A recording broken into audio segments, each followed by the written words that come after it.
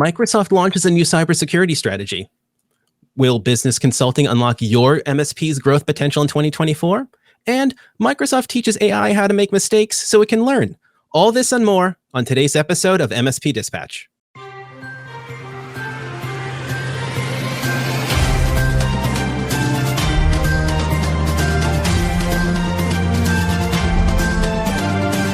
This episode is presented by OIT VoIP. Enhance your client's communication abilities with our VoIP solution, featuring integrated billing, on-demand training, and live US support. Collaborate seamlessly with Microsoft Teams integration and put your entire phone system in your pocket with Mobile X. Improve your offerings and increase profitability with reliable service for 1/10 of the average MSP acquisition cost. To learn more, visit oit.co or dial 844-CALL-OIT. Hey, good morning, everyone. Welcome to the November 7th episode of MSP Dispatch, your source for news, community events, and commentary in the MSP channel. I am Matthew Francis Fox, and I am accompanied by my amazing co-host, Tony Francisco. Tony, how are you doing this morning? What's going on? I am doing great. So everybody that's watching this right now is at ConnectWise IT Nation up in Orlando, Florida. I may or may not be swinging by to say hello. I don't know. I'm technically not allowed to be there because of transactions that are happening on my end.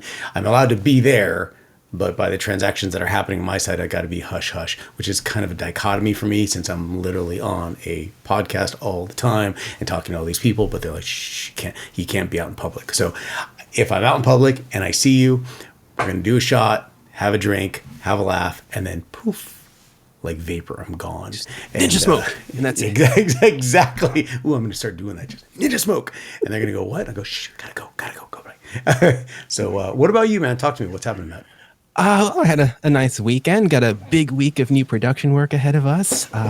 It's just, how do I put this? We ended last week's episode kind of off the rails a little bit. We talked about a nonprofit that I got my start at, which is an awesome organization. We talked about 3D printing.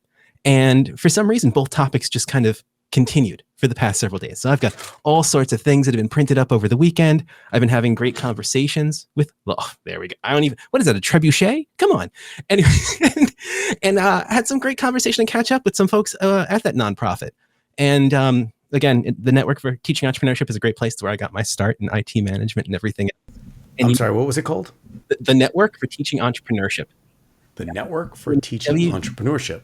Maybe there's something like right there that says it's the Network for Teaching Entrepreneurship. Right there, right above. Oh, right. And with the technology there, Tony. That's beautiful. Speaking of technology, one of the coolest things about working there were all the great IT vendors that were donors, and supporters. The biggest of was Microsoft. And that's why I became an MCSC and done a lot of really cool stuff over the years. And I got to tell you, Microsoft is always up to something good. And we're going to just jump right into the news right now because we got a great story from them first.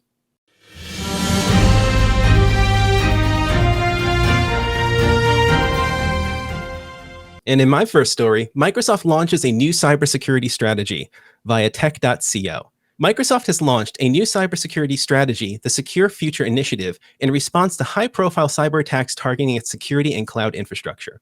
The initiative focuses on using artificial intelligence, including Microsoft Secure Copilot, to enhance security against sophisticated state-backed actors. This move is driven by the growing need to combat increasingly sophisticated cyber attacks. The Secure Future Initiative is built on 3 core pillars: AI-based cyber defense, advancing software engineering, and advocating for international cybersecurity norms. Microsoft's vision includes utilizing AI to improve system security, expedite vulnerability patching, and provide support to security analysts. Furthermore, Microsoft recognizes the necessity for its AI code of ethics to evolve in tandem with the rapid development of AI technology, ensuring a cohesive approach to addressing cyber attacks. Wow. Now, to me, Tony, that was a lot of words to say that security is something that has to consistently change with the threat landscape, and that's exactly what Microsoft is doing. Am I wrong in that assumption? I just love that it's called the Secure Future Initiative. Hey, listen, I'm going to open up a Secure Future Initiative, but we're going to do it for banking, and then I'm going to open up another secure future initiative for Baked goods. For locks on the houses, and literally anything. And so I don't know if this is exactly what you said, and I mean exactly what you said, abbreviated. This just sounds like a lot of words. And is it just a lot of words? So the question is, what are the operational underpinnings? What are those standard operating procedures for this? What are the accountability? Are they playing tennis without a net? Or what are the ramifications of not adhering to it? What does that framework look like? Is there a version number of the framework? And what does the evolutionary process look like? Is there a timeline associated? Who's on that evolutionary board? They literally even said that the AI code of ethics that they're adhering to. What AI code of ethics? Like what? You're reading it, and I'm like, what is happening here? So let me see if I can paraphrase what you're saying, because I think that this is how I feel as you've been saying that. Microsoft, we appreciate what you're doing, but until you give us more information, you're doing nothing but posturing. I should have or did that one. My Matt GPT just formulated what I said in a very summary. You asked me to keep it factual, and I did. Yes, that was beautiful. Yes, I have mixed emotions about this, because to say that they're not doing something good is that's a stretch. But to say that they are doing something good, how? And if you can't explain it, you don't understand it. And I cannot explain this. So I'm struggling. What am I missing? Let's keep it real. I own a treadmill. Doesn't mean I own it. I mean, it doesn't mean I use it. I went ahead and I went to a sporting goods store. I did my research. I looked at what I wanted. I wanted the one, you could fold up so it's not taking up too much space, but it's got the decent motor, so it's got some power so you could really use it. And that's great. I spent a whole lot of time talking and doing research, but I've probably run 6 miles on the thing since 2014. And I feel like there's a little bit of that going on here, where it's like, I want to see some demonstration of these efforts, and I want to see something about maybe not immediate outcomes, but even expected outcomes in something more than we heard in this article, or more than we read in this article. And until then, I think we're on the same page. I want to know where this goes. I want to know about that AI ethics framework committee, what the ramifications are of not following those particular guidelines. Can others follow those guidelines? Because if they made a formulaic approach to this, then others should be able to replicate it in some capacity, or plagiarize with pride this particular framework they work so hard on. But I'm not seeing enough from the article. But not yet. But there's more to talk about, and I think it's time that we get into a story that really gets the heart of what MSPs are trying to do. What do you think? Ooh, I have a story about MSPs. Let's do it.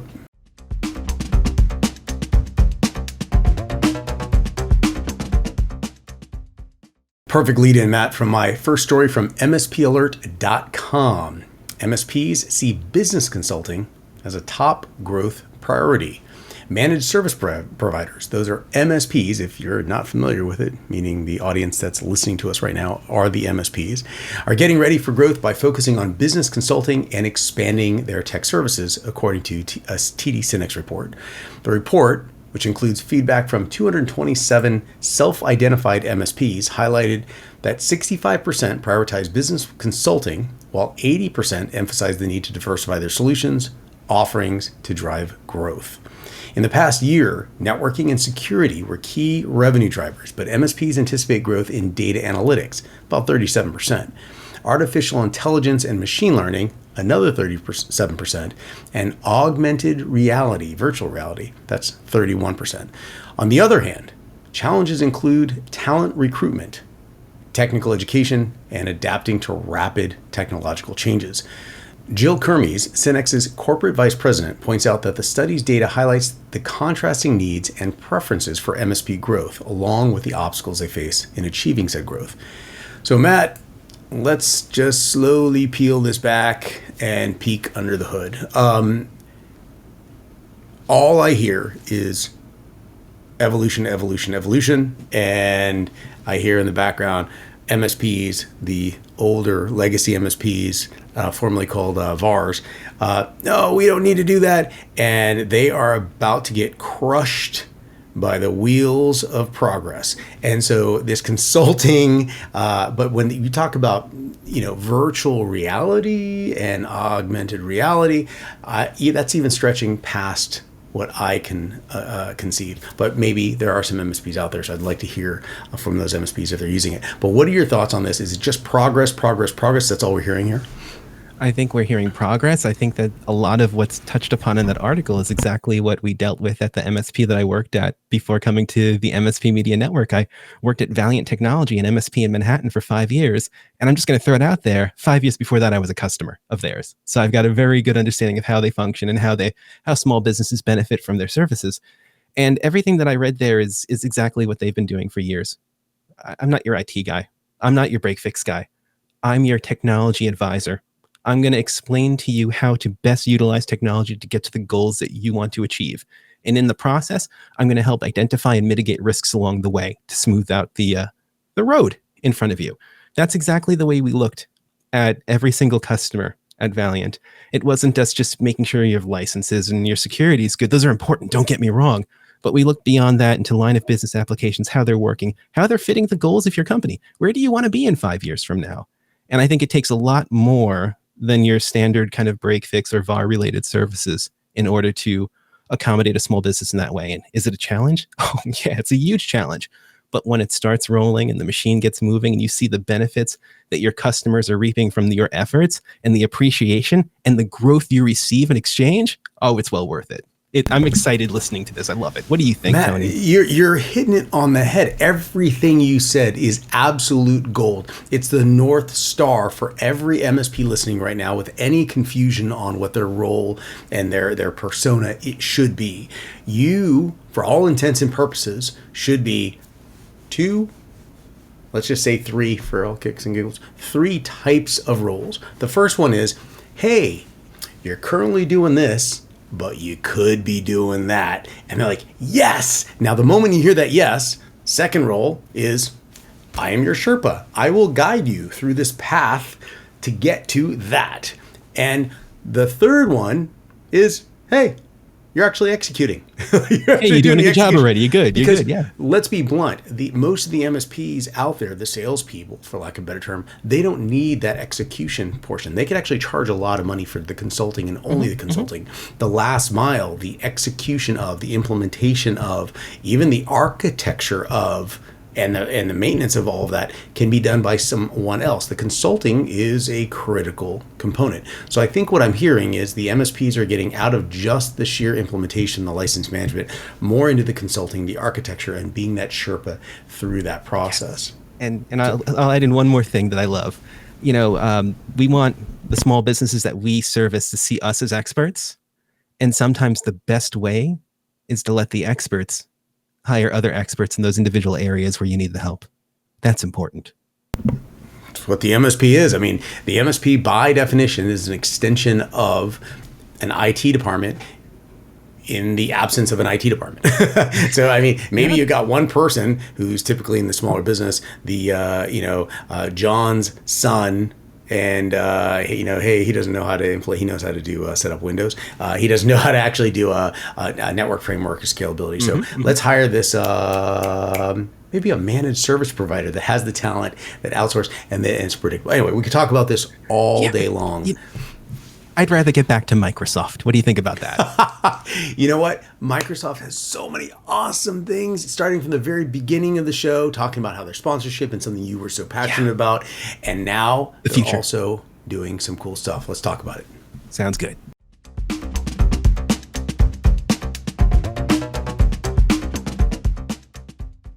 My next story, Microsoft unveils LeMa via VentureBeat. Microsoft, in collaboration with Peking University and Zhejiang University, introduced LeMa, a method that improves the problem-solving skills of large language models by letting them learn from their mistakes, just like humans. Learning from mistakes, or LeMa, involves training AI models to self-correct, resulting in improved reasoning skills. Researchers applied this approach to math problems using LLMs like Llama 2 and GPT-4. Remarkably, LeMa outperformed traditional fine-tuning across various LLMs and math tasks, including specialized LLMs like wizard math and metamath. This development marks a significant step in AI systems that learn and improve from their mistakes, with potential applications in sectors like healthcare, finance, and autonomous vehicles.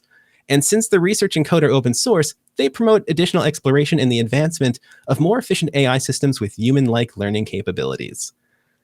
Tony, I gotta tell you, this story is cool. I think that quite often you hear things about systems being built in the image of the creator, and we could look at that from any tier of existence right now. But the idea of AI learning through making mistakes is great. In my head, all I can do is imagine or remember like the first Roomba constantly driving into the wall until it realized it couldn't go any further, and then finally turning back around. And now look at how those devices work. This is a really cool innovation. What do you think about this? I think this show is a great show because we have a lot of similar backgrounds, and then we have different perspectives. So this is where I say, allow me to retort. I think this is hardly a recipe for job security. I think there's some confusion about our relationships with computers. I think computers do what we're told until they're recognizing, hey, that was a mistake, I could do it better.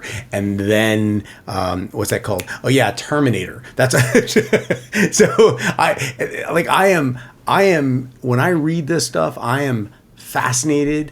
I am terrified. I'm excited. It is such a cocktail of emotions. I was literally just doing business consulting for podiatry office owner yesterday, and he was talking about business models. And I said, actually, just give me your stuff. And then I threw it in ChatGPT, and I created a model through some prompting. And he says, "This is incredible." I go, "Yeah." And he goes, "ChatGPT did this." I said, "Yes." And he goes, "I got to be honest with you. When I first heard about ChatGPT, I was terrified. I kept thinking Terminator. We kept talking Terminator. This is like, and we were laughing so hard. And I said, it has boundaries until it doesn't have boundaries. For example, my exact words. For example, if it makes a mistake, it's like, fast forward 24 hours. If it makes a mistake, it corrects that mistake until it says, hey, I've disassembled this and reassembled this hundreds of times in the last 10 seconds. I've identified the areas of inefficiency. You are an area of inefficiency. Boom. Bye-bye. Well, Tony. That's what goes through my mind. Now let's rewind back 3 minutes to where, Tony, this is so beautiful to me. It's poetic. Well, I've got some more poetry for you, because I got to say, it sounds like you knocked your podiatrist's socks off. So that's a beautiful thing. Yeah, that was a good But number two, it's great because that's the great thing about a show like this, and similar backgrounds, like opposing views on just reading a topic as simple as this in the paper, because you were thinking Terminator. Do you know what robot I was thinking of? Johnny 5. I thought we were going to say Roomba. Johnny 5. What's Johnny 5? Short Circuit.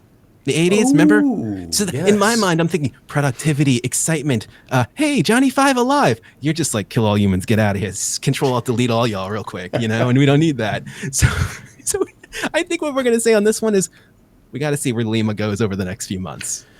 I just hope they put the framework up. We just heard about the government implementing AI frameworks and foundational, we'll call them starting points for the evolution of AI that has to be adhered by all AI companies moving forward. We know that OpenAI and a variety of other organizations involved, Claude and ChatGPT, et cetera, are adhering to the structure because they see the same thing. Elon Musk just got quoted, was it yesterday, 2 days ago, that one day AI will eliminate the need for any human to do any type of work, which should terrify you, because not only is that in complete conflict with our entire system of capital. What do you do with yourself? Well, yeah, exactly. How do we, what is the cost of goods? What is the workload going to be? What is the value from humans? Do we ascend? Do we become energies just suddenly? Because, or is the opposite way? New existential threat, ChatGPT. Exactly. Oh my gosh. And with that. Notables. It's time for notables. Let's stop this and get to the notables. Let's go to notables. I'm going to get anxiety again. Hey, let's do it.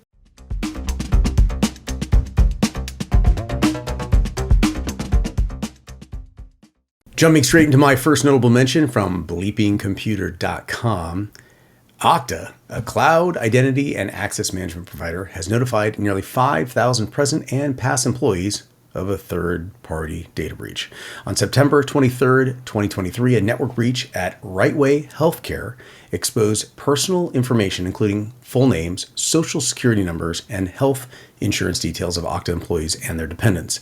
While there's no evidence of misuse, security risks are a concern. Okta is offering affected individuals 2-year credit monitoring, identity theft protection, and fraud prevention via Experian. This incident adds to a series of breaches Okta has experienced, raising questions about the company's security.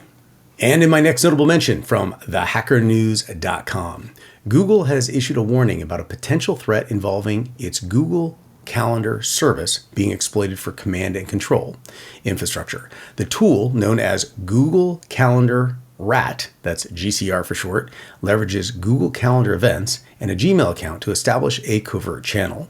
Although it hasn't been observed in real-world attacks, threat actors have shared proof of concept GCR on underground forums. GCR operates on legitimate infrastructure, making it challenging for defenders to detect malicious activity.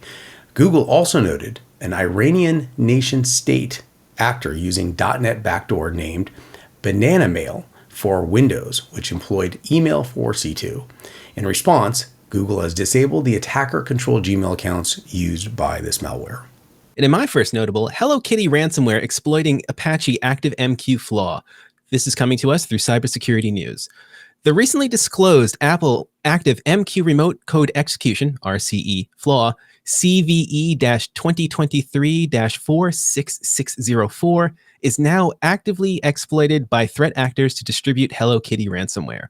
This vulnerability, rated critical with a CVSS version 3 score of 10.0, allows attackers to execute arbitrary shell commands by manipulating serialized class types in the OpenWire protocol. Affected versions include Apache ActiveMQ 5.18.0 before 5.18.3, among others.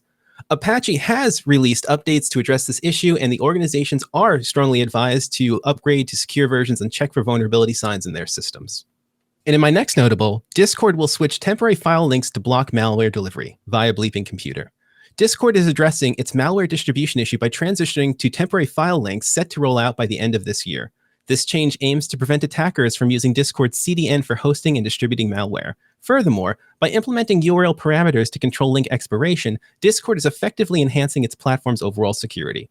Discord's response comes after widespread misuse of its platform by cybercriminals and state-backed hackers. Notably, cybersecurity firm Trellix has reported that Discord's CDN URLs were exploited in over 10,000 malware operations, underlining the urgency of these measures.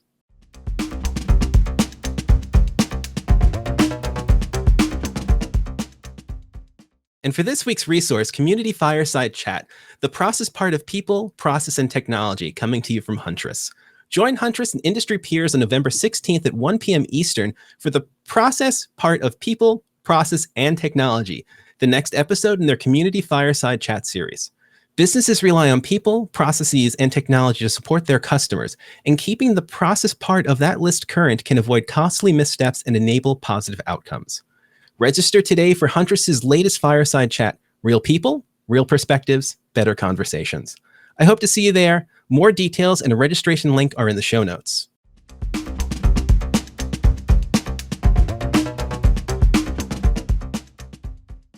And we've got some feedback from the community. This time it's coming from Bogdan Okronis via YouTube.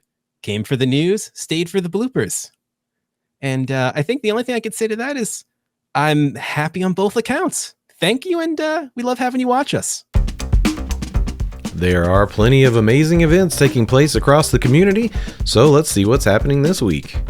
Starting on Wednesday, November 8th through the 10th, an in-person event, IT Nation Connect in Orlando, Florida. And also on the 8th at 1 p.m. Eastern Time, Cybersecurity Jeopardy presented by Kaseya. And on November 9th, another in-person event, Sophos Cleveland Partner Symposium. And coming from the MSP Media Network this week, we have, in case you missed it, 38 at 38 was back for episode 18 on Friday, featuring special guest Dexter Williams. And on Wednesday, a new episode of AI Roundup at 10 a.m. Eastern Time. And of course, every Tuesday and Friday at 10 a.m. Eastern, MSP Dispatch presented by the MSP Media Network.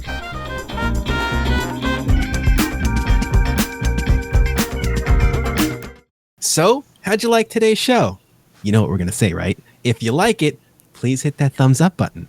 If you don't, look at this face. Look at that face. Just hit it once for us anyway. Do us a solid. We'd really appreciate it and help us get our message out to more and more people. We also have a podcatcher. You can check out our podcasts in many, many different formats. So please do check it out. Now, did you know that we have a Discord where we post stories all week? We've been posting constantly. Last weekend was just a mad show in the place, and it was great. So please, everyone, come on in. Even Rich Banky. I'm going to tell a friend to join our Discord right there. That's what we're going to do, Rich Banky. And also, please be sure to follow us on social media at MSP Media TV. You have a question? Email us at news@mspmedia.tv for answers on the next episode, or leave us a voicemail at 833-MSP Network. Just going to get that up there. 833-MSP Network. We're here, picking up the phone. Tony, this is a start to a great week. Anytime I can start my week with you, I know it's going to be a good one. I think you should do something nice to me. What an incredible, I love the show. I love sharing information. This is show number 163. We've got ConnectWise, IT Nation this week. At the up until the end of the year is just booked show, back-to-back shows. All of my MSP family they're constantly in contact with me, asking about new technology, new security events, and we are all pulling this together. We've got you, Coast, it's just amazing with you. We've got Jason Slagle. We've got, Ray. Ray's doing, he's doing his thing right now over ConnectWise. So we have great people running the show. The background, we've got Phil and Simon. We've got all the quiet people, and Says is actually making the information that we put together that we actually share with everyone.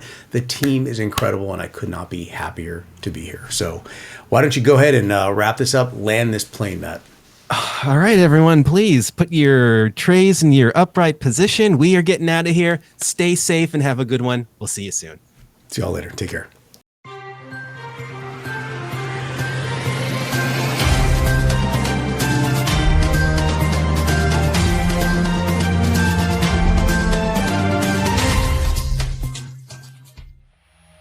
This has been a broadcast of the MSP Media Network.